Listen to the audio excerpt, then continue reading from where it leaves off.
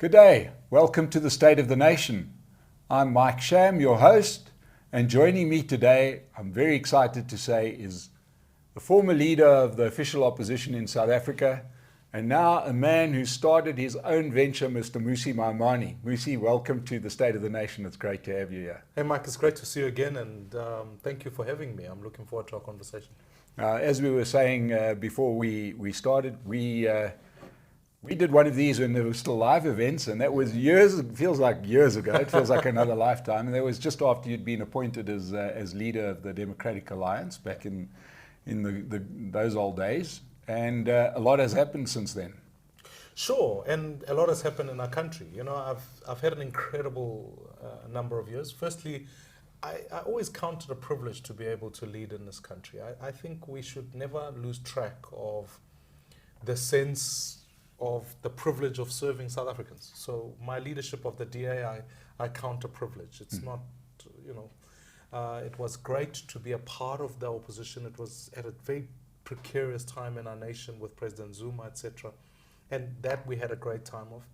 It also gave me time to also spend some time out from formal politics in the last number of years, in one sense, in that it gave me time to rethink what this country needed to do, having been through Parliament.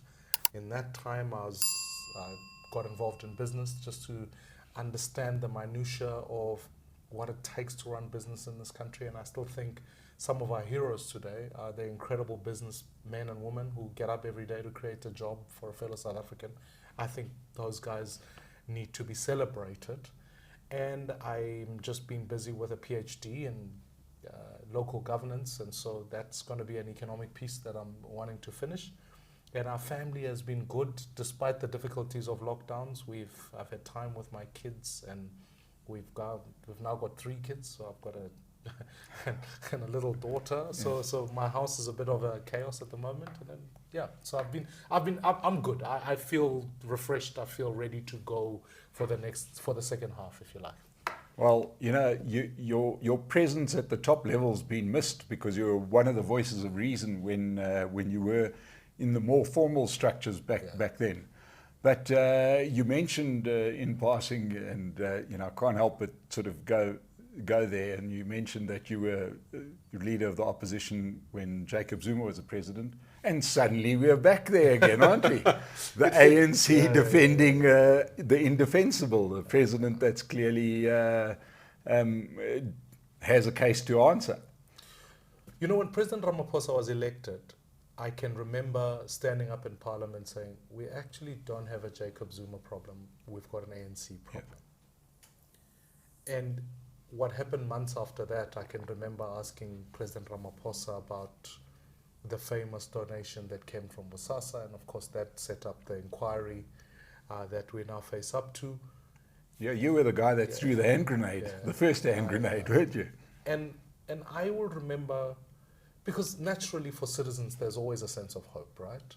And you had to taper that off with a sense that accountability must be effected regardless of who the individual is.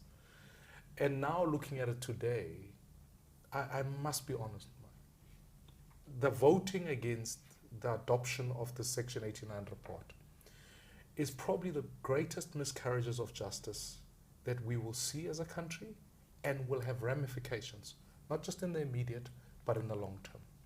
And the reason I say that is because, like under President Zuma, the parallels are actually quite uncanny. It would feel like today, the ANC is going to tell all of us that no, there was no such thing at Phala Phala. This report is just a fabrication. And I can remember a similar theme. What was a swimming pool is now genuinely a fire pool. And we must tell the citizens that. Yeah. What was mattress money is now monopoly money. We must just play around with these things. We are setting up rules for President Ramaphosa because he may enjoy favorability in the public, but we're now creating rules that are special to him. What if tomorrow a genuine criminal arose to the office of the president who was then accused of grave crimes and then used the majority in parliament to say the report does not exist? What happens then? Yeah. Or that no committee must be set up to investigate the president. I just do think today the ANC has been laid bare to demonstrate to the people of this country that A, it cannot be trusted with the constitution. frankly, I think even though Lindiwe Sisulu might say things about the constitution that people might think are an aberration, they are her own views. Actually today, it's a confirmation that they are the views of the organization collectively. And I think for President Ramaphosa, I make this case to say his greatest role in this time would be to do what de Klerk did for the Nats, which is to stare down the organization and say, guys, our economy is tanking, citizens are under pressure, as an organization we're not working, how do we transition to form a government that will work post-2024? Instead, he chose to save the ANC.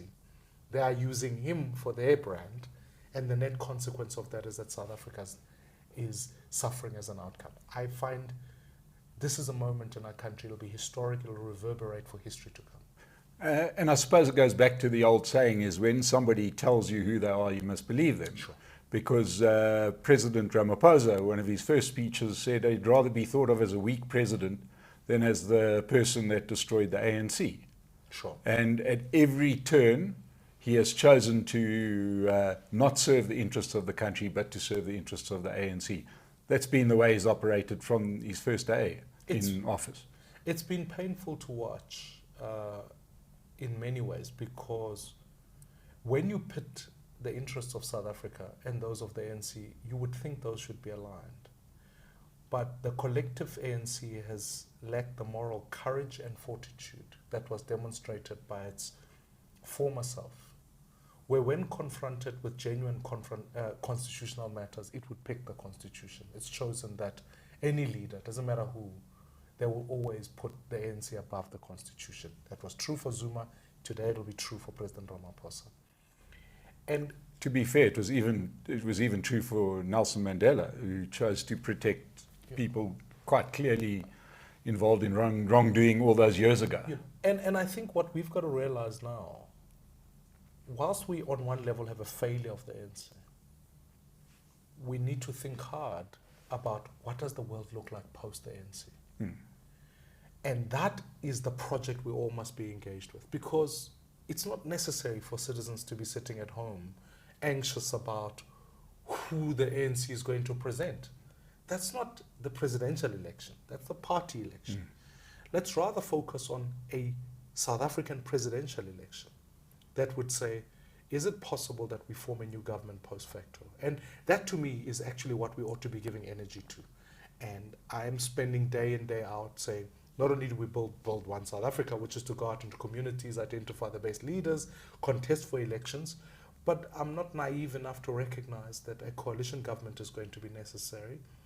That government needs to harness the best of all the parties represented in parliament, and we need to uphold constitutionalism, make sure that ultimately the very tenets that emerge from there are in place, and then actually sit back together. And if you don't mind, I'll abuse this platform to say to the people of this country, I want to invite business, I want to invite political parties, various role players.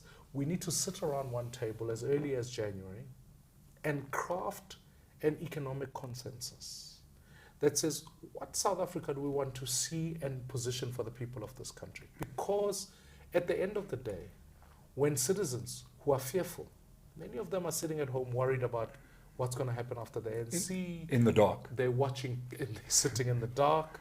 They're watching the currency shoot through the roof. Business people are starting to expatriate their capital. Those are all symptoms of fear. We've got to eliminate that by taking certain and bold decisions to say, there is life after the ANC. Here's how we build it. And as tough as it might be, but that's what we've got to face up to. Because if we fail to do that exercise, you be guaranteed we'll always be humming to the same tune that says, well, better the devil we know, and fail the basic task, which is that democracy requires change. And that's what this moment, to me, our energies, our collective energies, must be set towards that. Now, Mmusi, we have given a lot of time to the opposition parties that have made up much of the coalitions that have been in power in the metros, especially the ones in Gauteng. And it becomes exhausting deluxe, because you end up with non-stop finger pointing at the coalition parties, right?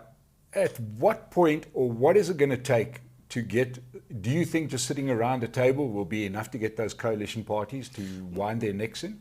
Not at all. I mean, I ran the coalitions in 2016, and frankly, until Herman Mashaba resigned as mayor of Joburg, in the main they stood. Yes. For the number of years that they were there, so that we could see the change. It requires a couple of things. The first, man, that's vital to do, is that you can't just coalesce for the removal of the ANC. That's not enough. That's a starting point.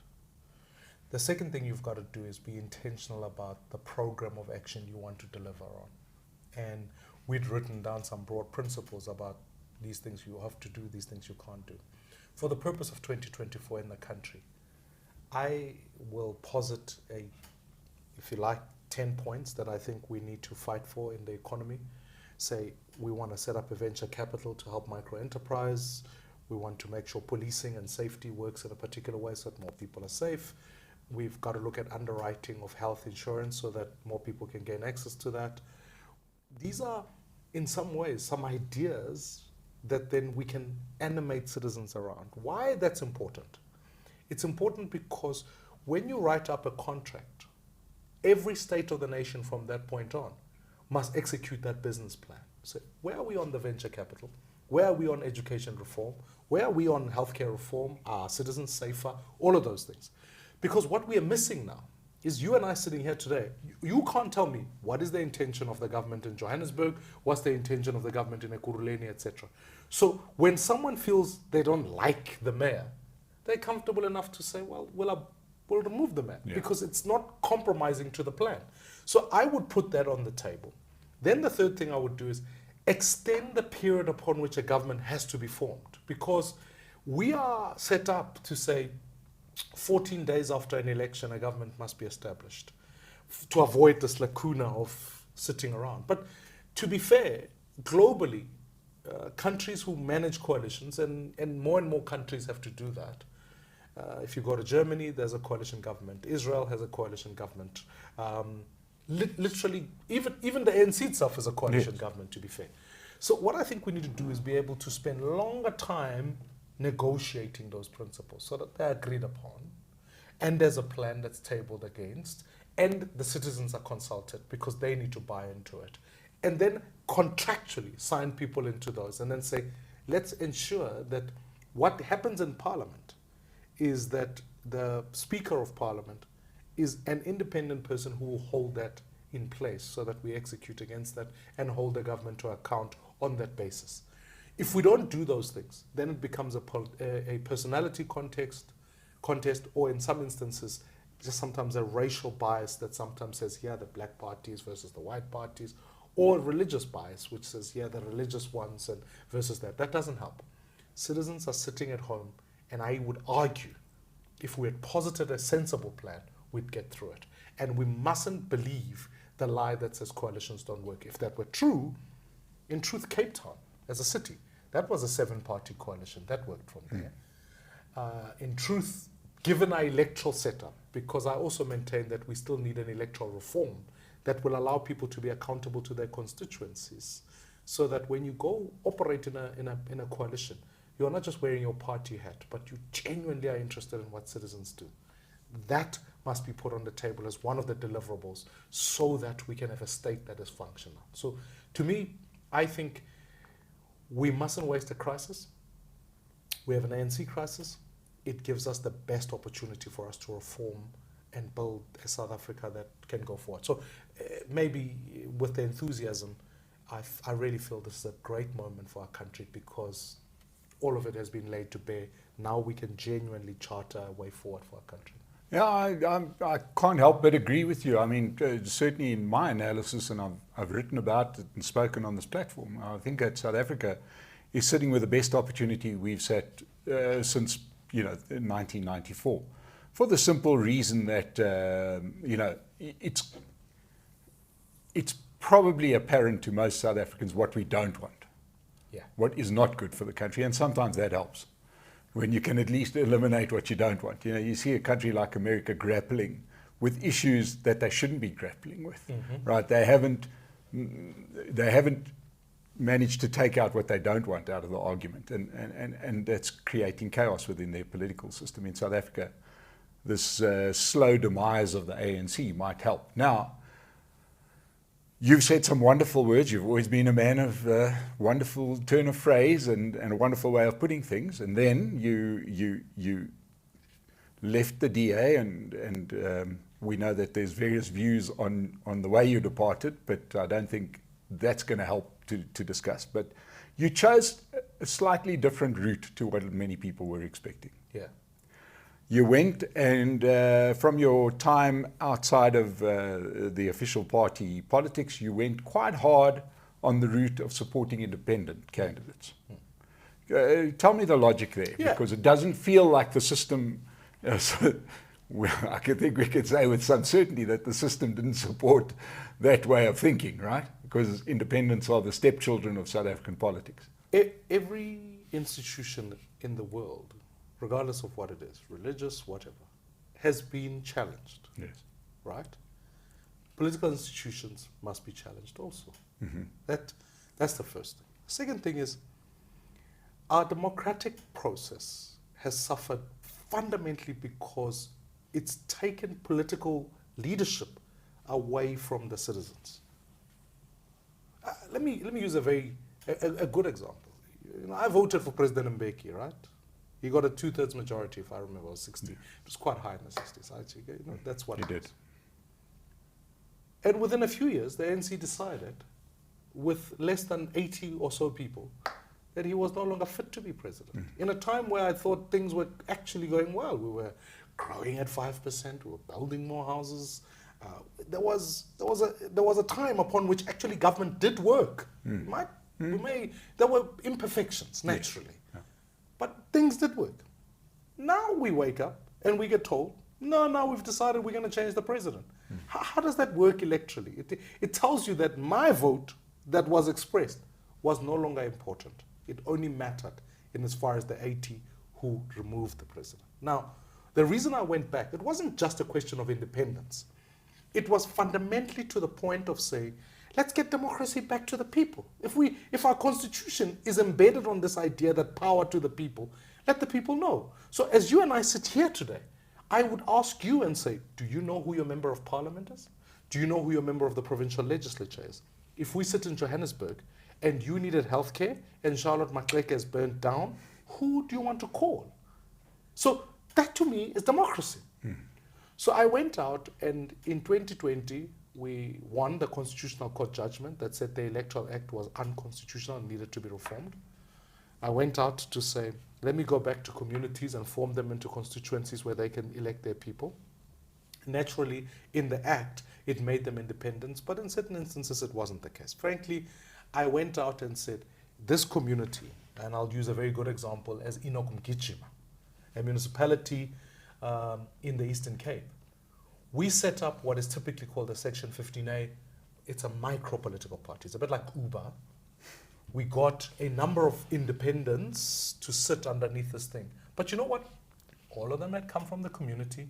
All of them knew the issues of the community. And here's the genius behind it, was the fact that we introduced new talent. So the leader of that group was a businessman who ran a company, a 2 billion rands company, that relied heavily on the municipality to deliver its services, because it's a soft drink business and they needed water from the municipality.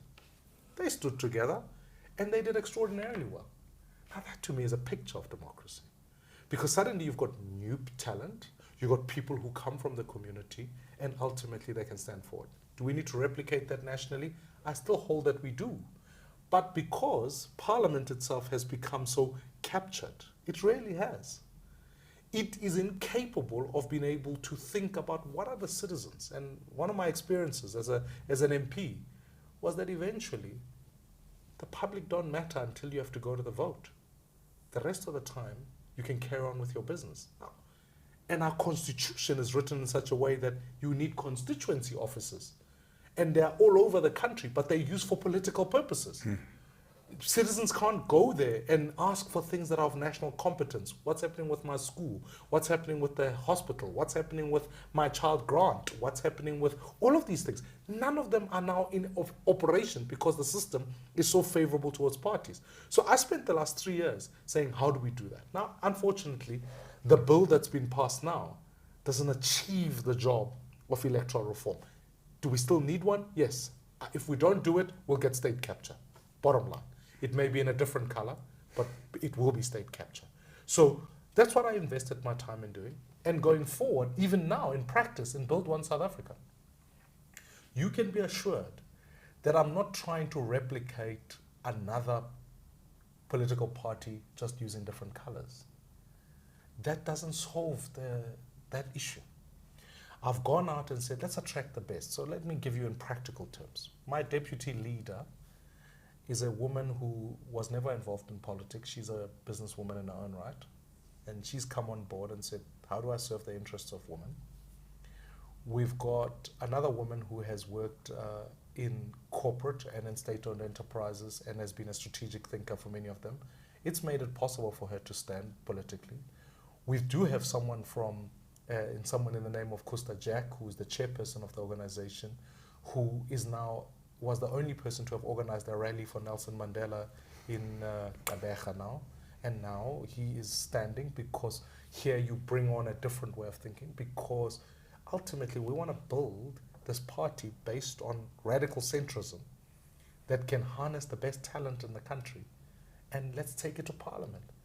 I mean, I'm not trying to be ageist. All I'm just trying to do here is to say half of the reason that parliament fails is because so much of it is stale. Yes. It's genuinely, the ideas are bad. Yes. So it's not just even just a leadership issue.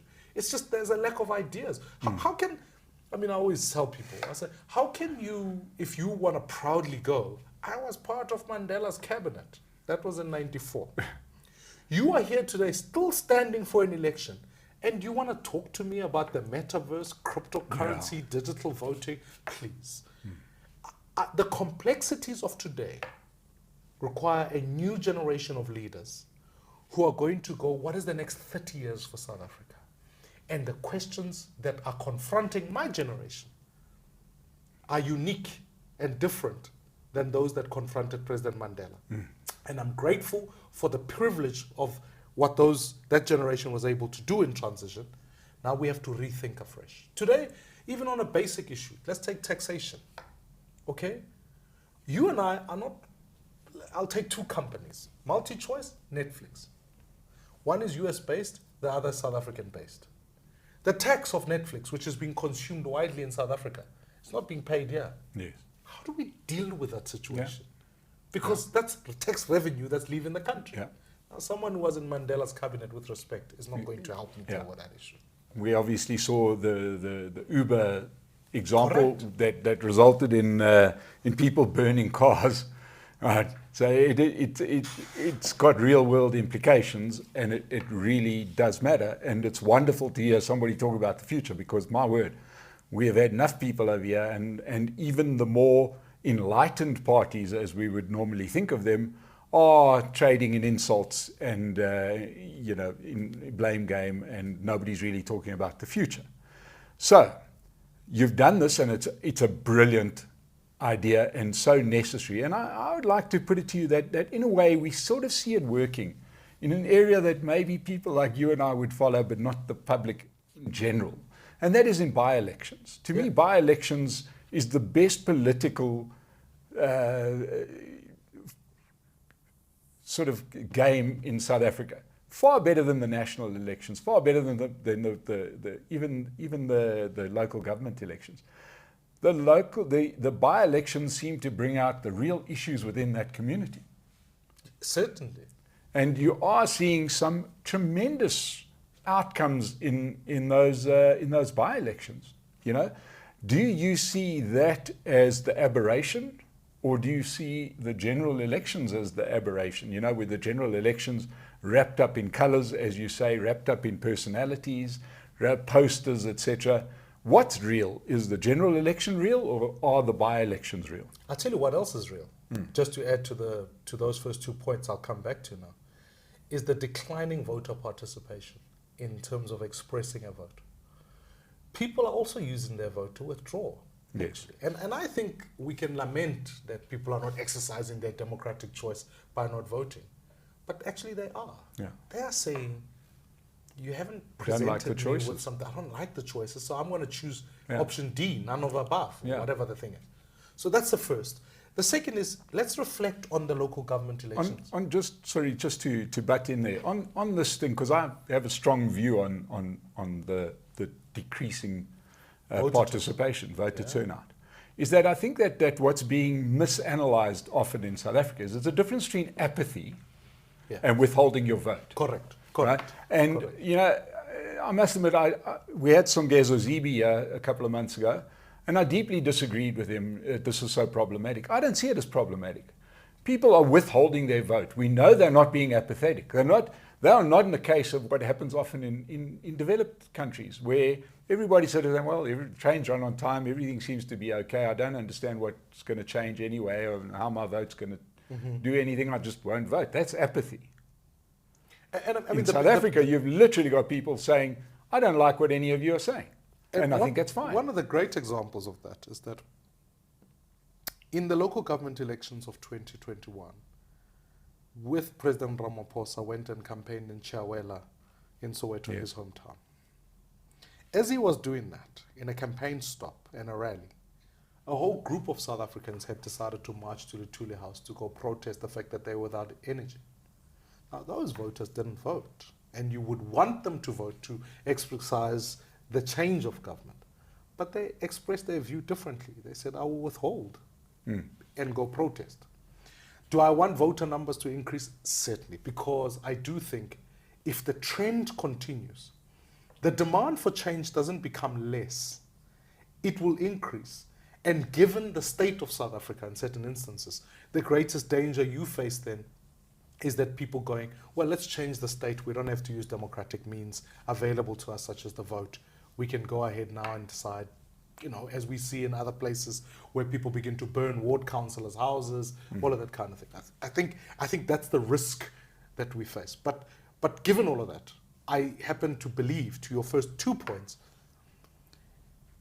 when you look at it in by-elections, when you look at it in that, is because you sober up our politics.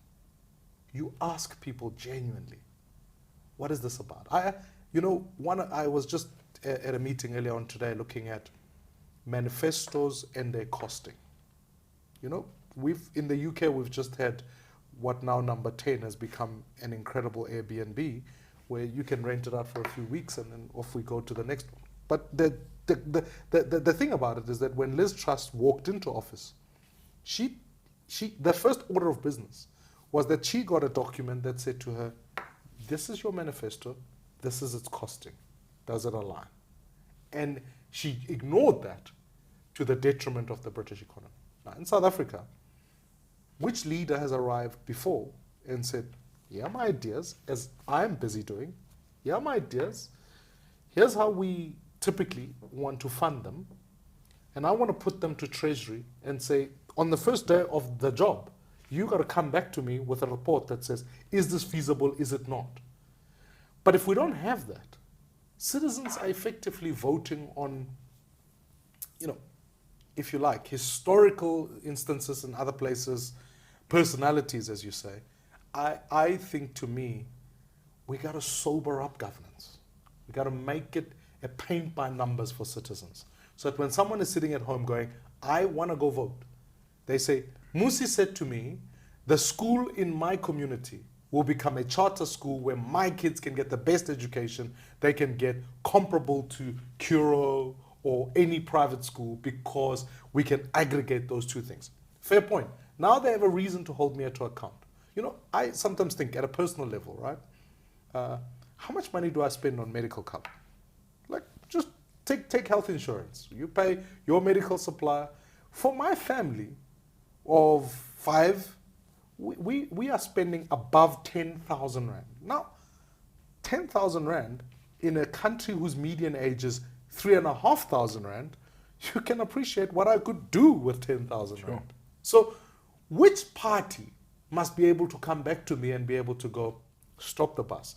Mmusi, you're spending 10,000 rand on life insurance of different kinds. Here's what we're going to do. We will fix the school down the road from your house so that you can depend on that. And if you so choose to exercise your right to hold medical cover, that's your choice. But actually, here's an alternative. Suddenly, I've got money to buy a car and spend on the economy. Yeah. So to me, we've got to think, like, what about, just as a policy, what if we made your domestic worker a tax write-off? Immediately, someone is sitting at home going, actually, I could save this money and create a job for a South African. Now, of course, not everyone's going to be a domestic worker. But we give dignity to that job. Yes. And suddenly we're forced to go, I'm going to pay medical aid for my domestic worker because that's a dignity issue that's important. And now I can write that off to tax. Yes. It's important. Yeah. Well, and you mentioned that you've been dabbling a little bit in business, and to the poor, long-suffering people out there who run businesses, oh my Lord, you know, I have watched over the last decade as it became viable to run a business to now where myself and my peer group run businesses because we're not going to be able to get a job elsewhere, but right now I wouldn't choose to do this. And if I could give any advice to a 25-year-old is I would say, under the current circumstance, go get that corporate job. Go get your monthly salary, right? And rather do that because it's just not worth running a business because of every single, extra bit of bureaucracy that you have to comply with. And the returns are so bad in a place that's so unsupportive of your business. I mean, I say this every time and I'll say it again. I know that in his State of the Nation, Cyril Ramaphosa appointed somebody by the name of Sipho Nkosi. Have you ever met this guy? I've met Sipho. Okay, apparently he's a red tape cutter. Have you ever had any sight of him? I haven't seen one piece of red tape that he's cut. But the point is that we've made South Africa an unbelievably unfriendly place to do business. We saw it recently with the listing that had to be cancelled of Premier Food because the investors said we won't invest. Now that is when you go down that road, that is crazy. But back to your point of politicians being held to account or knowing what you're voting for, we're on the verge of, and I hate to give it airtime, but on the verge of the ANC's internal election for leadership. Yeah. Right?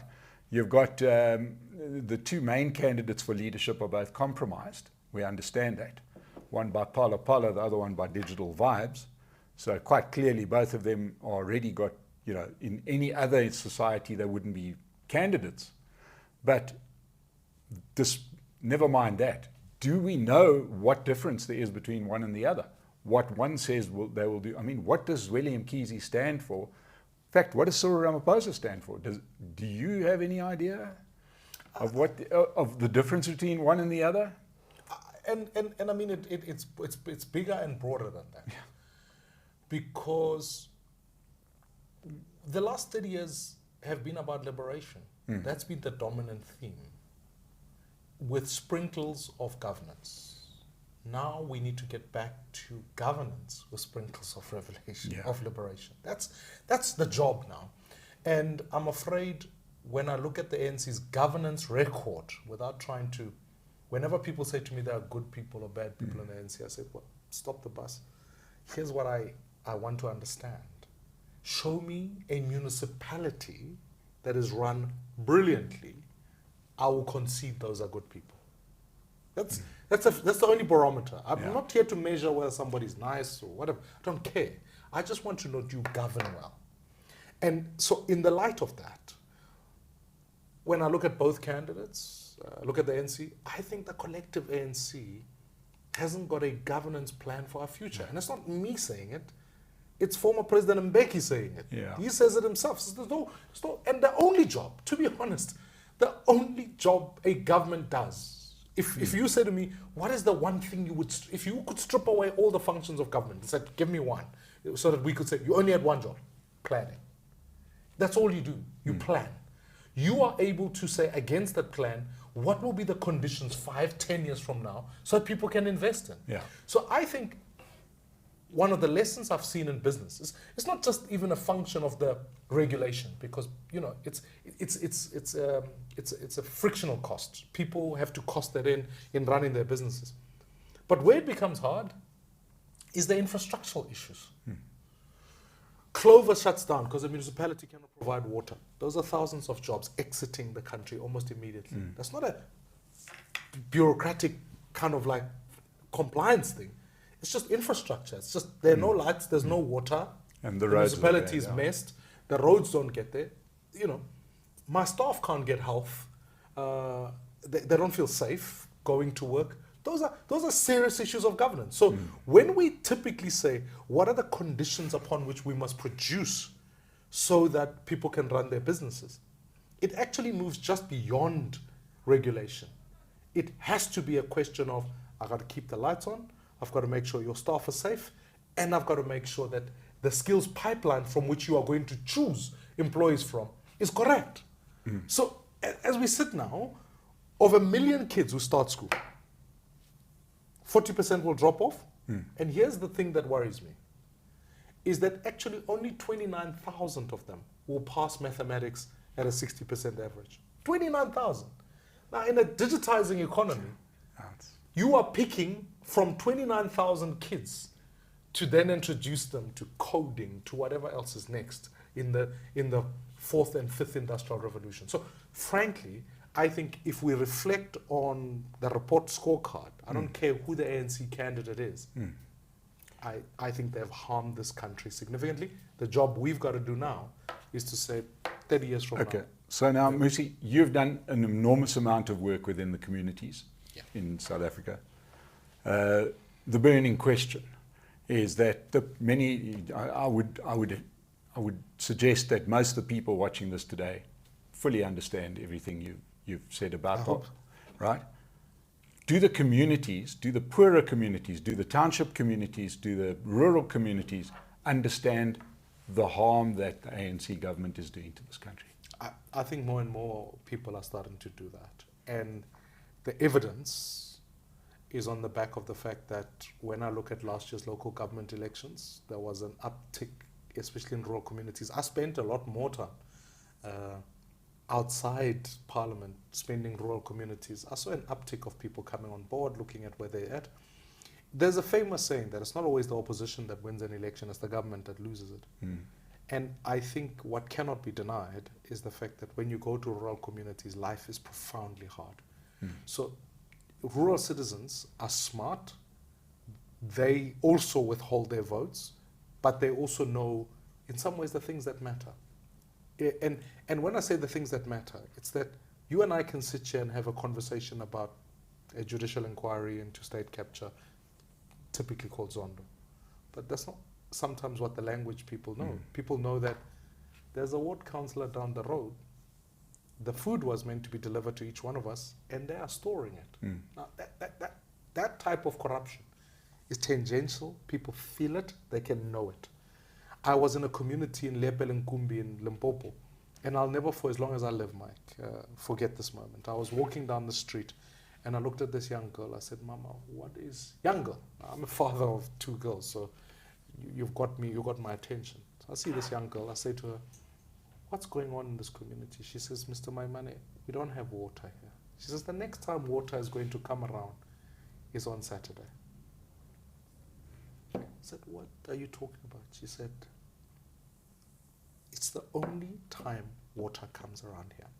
Now, if the Constitution guarantees one thing, which is your dignity as a person, how do you say people are dignified when they can only wash on Saturday? Yeah. I don't understand that. Yes. Those voters don't need the macroeconomic lesson. Yes. They don't need any of that. They know that their lives are getting worse. And they make that link between the water arriving on Saturday and their vote being cast? They see the crooks who are... Because you know what the next business is that you get a lot of people in local government municipalities who pour concrete into the sewage plants so that they stopped working, so that the para business of delivering water to communities, their businesses can thrive. Yes. One of the greatest scams of the last 10 years has been that people who work for the state often think of their work in the state as a side hustle. Their actual business is actually their private businesses. So it's the Home Affairs official who is incentivized to have the system offline. Why? Because they can go to the long line outside and say, I can offer you a premium service at a particular cost. It's the cop who says, actually your affidavit is lost. And so that they can come to you behind the closed doors and says, but if you actually want an investigation, pay me a bit more extra, I'll find the crooks for you. Yes. It's that, and that's what President Zuma did on the state capture vibe. Yes. Is that actually what he did is he made that normal to say, my running the presidency is a side hustle. Frankly, the real business is here. Yes. And to me, part of the dilemma with Phala Phala is that the presidency is part-time. This is the business. So if we're going to fix it, we have to get people to do the work that they're employed to do and forget the side hustles. Yeah, you've got to say it's the best side hustle in the world to sell buffalo, then get the money and not deliver the buffalo, isn't it? But to that point of this kind of corruption gone mad at that level, if another government came in, would it be easy to eradicate? Certainly. And I can say that categorically because a couple of things happen. If one of us, you see, the rule of corruption is exclusivity in decision making. That's the rule of corruption. If there's only one person who can decide whether you get your ID or not, that person is vulnerable to corruption. That's the rule. Now, if there's two of us who have to decide whether someone can get an ID or not, now we have to hustle. So we can't collude easily or whatever the case might be. And if the two of us are from different parties, then you can appreciate that we have to then stick to whatever the rules of engagement are. So I think the first rule of coalition, even if it's messy, is that no one can capture the state. Yes. No one can eventually arrive in office with their bureaucrats, their people, saying, you don't work for the state, you actually work for the party. It just so happens that the state is the only one who can pay you. Actually, we have to sit down and say as a coalition, are we going to pick the best city manager? Are we going to pick the best director general? And off we go. That's the first thing. So you eradicate state capture. Secondly, you eliminate factionalism, intra-party factionalism, because now suddenly you go, frankly, if you are corrupt and you are from another party, I don't have to protect you. Whereas currently what happens is that people go, even a minister, when they have to go account to parliament, they arrived to juniors who are lower than them on the ANC's list. They say to them, fine, you can hold me accountable here, but when we get to Lutuli House, where the real decisions are made, I'm much higher than you, and I'll take you on. Whereas in this instance, we can simply go, no, we don't have to deal with this one. We just have to make sure that the institutions set up in government can do their jobs, whether it's from the head of the NPA, whether it's the head of the SIU, or even further on from issues like the public protector, etc. All of those must be in place. I do want to make another point, which is to say, one of the things we need in the office of the president, without overlaying bureaucracy too much, and I learned this from the White House actually, is we need an office of executive ethics. Because at this point in time, any ethics violation is reported to the public protector, and then that investigation can be sometimes sullied in politics and it takes too long. Prevention in this instance must be better than cure, right? So if we have an office of the executive ethics, suddenly someone, if you're the president or you're the minister, you can arrive and say, is it okay for me to go on this trip? Even as something as basic as that. With my wife and kids, the person says no. And in the Obama administration, which is where I got this idea from, I thought that works well. They had a guy called Dr. No. You just say no to everything. So wouldn't it have been great if the president was able to come before someone and said, is it okay for me to run a business in Phala Phala? And someone says no. Then it's no. Then we prevent conflicts of interest. So you've got to institutionalize all of those processes. And I actually happen to think that to free up state capture is to remove the dominance of the ANC. Once we've done that, then the battle is on. Because at this point in time, I'll tell you a strange story. I went and opened a case against President Zuma, right? And the police officers who were investigating Gandla came to see me. I can remember sitting in the office with my then colleague, Clenis Breitenbach. And the policeman said to me, you do know this is a career limiting thing for us, right? Now, when a policeman says that, then I knew they're not gonna, compromise their livelihood. Given all of that, let's free the state to do what the state can do by making sure politicians can't capture it. That is the fight. And I think, to me, so long as there's one party dominance, corruption will always continue. And I can even recall going to places like in the city of Cape Town, where I started to see, hold on, weren't you a branch chair who came here? Now you're working for the municipality. Because state capture occurs. It happens in different colors. So to me, let's bring about the change. Okay, so I want to close off by asking you, there's no doubt that many people, myself included, would be so impressed with so much of what you said, right? How are you going to build your support? How can people help you build your support? One is, we called it Build One South Africa because we want to form an alliance with citizens who want to genuinely build. That's our working theory. So we've, in the first 2 months of the organization, have launched in 4 provinces. By March next year, we'll be in all 9 provinces. I want to ask people to do a couple of things. The first is, obviously, they can register either to be in the organization, and I'm not looking for members' sakes, but let's get activism. Secondly, I've asked every provincial leadership to identify projects in their communities that they can do. Because let's not wait for the states, everybody. Let's do the job. So if there's a school in your neighborhood that you can participate in, do that. Because we need people like you and many others to sit in governing bodies and community policing forums. Because when you do that, the constitutional framework allows you to do that. And when you do, then you really are at the core face of what it takes to govern. So let's not sit here and be powerless. Let's actually go do and not just wait for an election. Let's do. Thirdly, identify the best candidates in your communities. Members of parliament must be chosen from their communities and must represent the interests of the people. But it's going to take 40,000 votes. So in communities, rally yourselves together. We will help set that up, engage you, so that you can elect the best people. And then lastly, come 2024, the job is not complicated. All we need is 3 million votes. Then we'll have a different government, full stop. So it's not 15, it's not 100 million, it's not complicated, it's 3 million. Let's reduce it to tangible numbers that people can participate. And so for the people of Gauteng, whatever the provinces, Gauteng, Western Cape, KZN, participate in your democracy between now and 2024. Let's demonstrate we can do things in our schools, in our police stations, in our communities. Let's elect the best people who can represent us in those communities. And I can assure you, when we come up with, when we table our 10-point plan, I will circulate that to everybody in the country, because I want for people to know that that's some of the things. They're not ideological. These are things about the ideas that will take South Africa forward.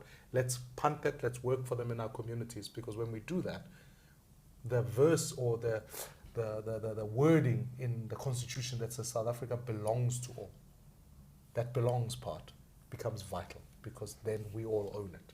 So that's what I'd say. Mmusi, it's been fantastic. This has actually been a lot better than what I was ever hoped to hear. And I hope that the 3 million people watching us today, right, would go out, because this man needs to be in Parliament, right? You need to be back where you were. We need you there, holding people to account, hopefully forming the coalition. The first person we've had sitting here with a concrete plan for how the country gets, I was going to say, recaptured by the citizens. Let's use that term. Yeah, give it back to the people. Give it back to the people.